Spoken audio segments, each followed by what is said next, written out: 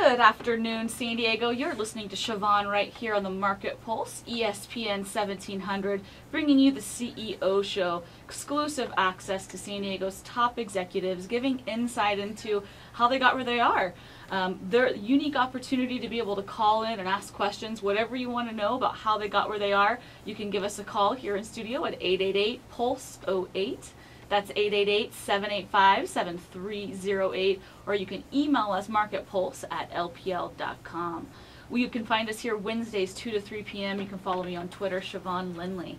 So today we're so fortunate to have the CEO of one of San Diego's top nonprofits, Heather Finlay of the YWCA, in studio with us today. So the YWCA, not to be confused with the YMCA.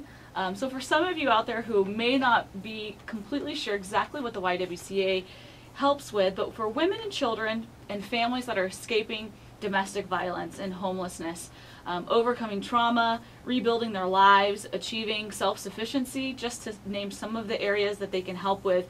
Their programs such as Becky's House, Passages, the Cortez Hill Family Center, the YWCA really provides the comprehensive services that gives the safe housing, the counseling, the legal assistance, employment support, and the financial literacy needed to help over 5,700 individuals annually here in San Diego County. So a huge amount of supportive structure here for families and women and children that really need to get out of difficult situations and need a place to go, and the YWCA is that support system right here.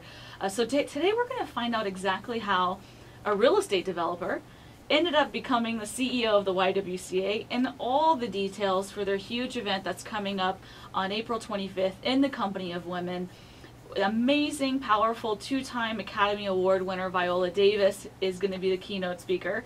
And you're going to hear her story of overcoming racism and poverty that's basically going to send chills down your spine. So if you want to get in on that event, you've got to go to the YWCASanDiego.org and learn all about it. But I want to welcome the YWCA CEO, Heather Finlay, in studio with me today. Hi, Shavon. It's great to see you, and thanks for having me here today. Absolutely. So I'm so excited to get into the details of your story because it's just fascinating how you ended up as CEO.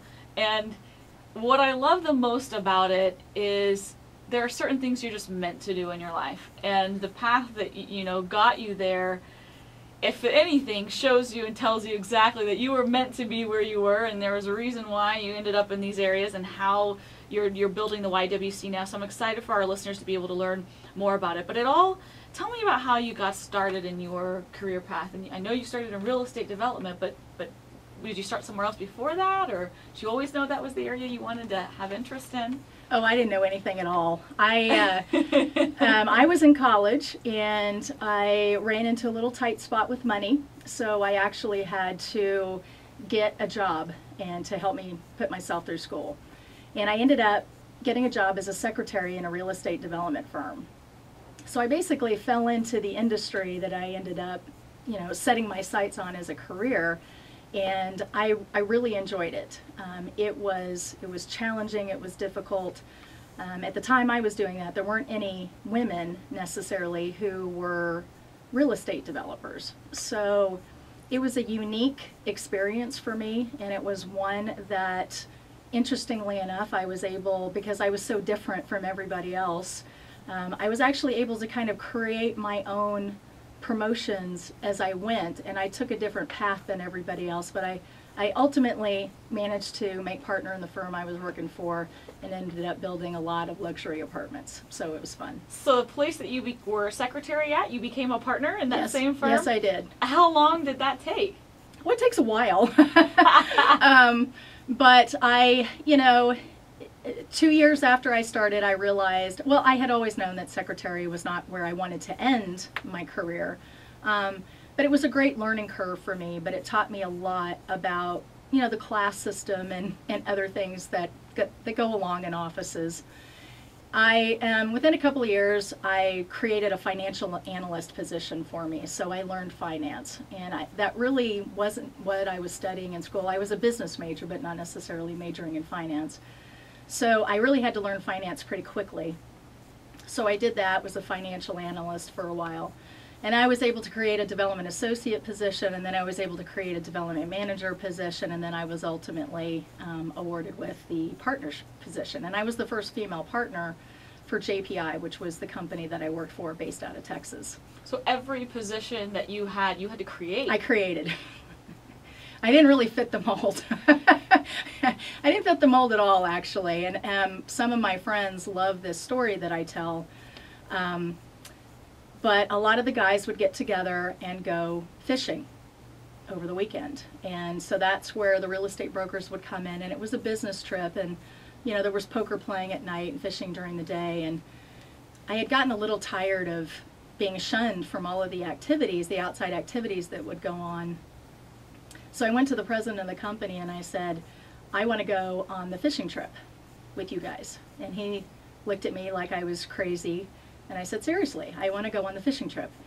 And he said, fine, to teach me a lesson. Fine, you get to go on the fishing trip. So I went on this fishing trip on a Saturday and Sunday with 12 other men in a cabin where they would, my president of my company would come in and wake me up at 4 in the morning and go, Heather dear, it's time to get up and go fishing. And so I did. And I went out on these boats with these guys, and I'd never fished before, and I fished. And I stayed out there until I caught fish, so I could come back and say I actually caught fish.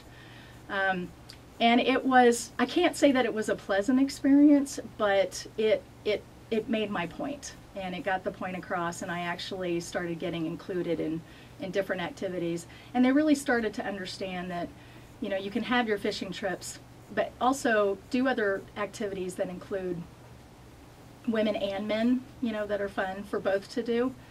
Because as we know, and it's prevalent in the work that I do now at the YWCA, men and women are both vital, and they're both key to anything that we do. So we've got to have them both present. Absolutely. So at some point, you got to partner within this firm, and it became a bit hectic, to say the least, or a little overwhelming, right? Oh, absolutely. Absolutely. Especially to be the only woman around.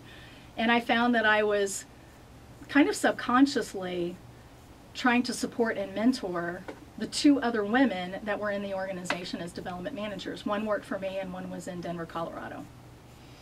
So you were able to help them. Did they end up moving up the firm too? Or? They did. Oh, wow. That's amazing. So excuse me, the one that worked for me, I know for sure, she's still with the company and she's a partner today. So I say this often to people, there's no greater thing to experience and to see than to have somebody that you've worked with, you know, achieve success, and that is just one of the greatest things in life.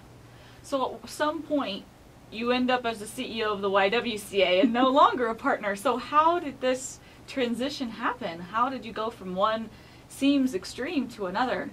Well, as you mentioned, the workload as a real estate developer is intense. I was doing a lot of traveling.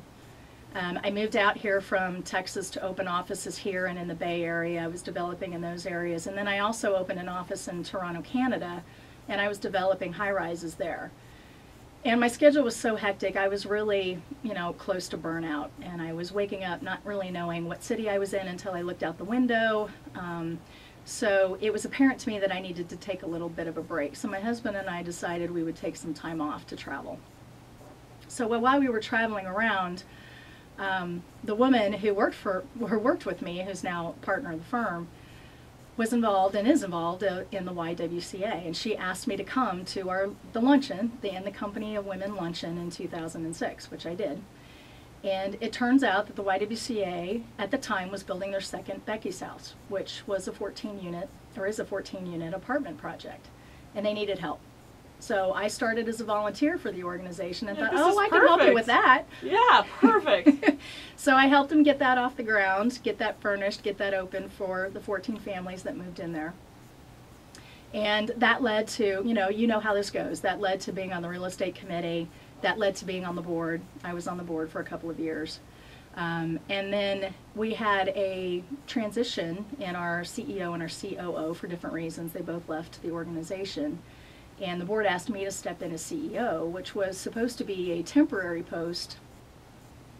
But I decided that it was within my purview, for some reason, it was within my purview, to really take this organization where I want it to go. I really want to see this organization be, you know, the preeminent organization for women again. I really want to see this organization with some financial stability. I really want to generate some additional capacity for this organization.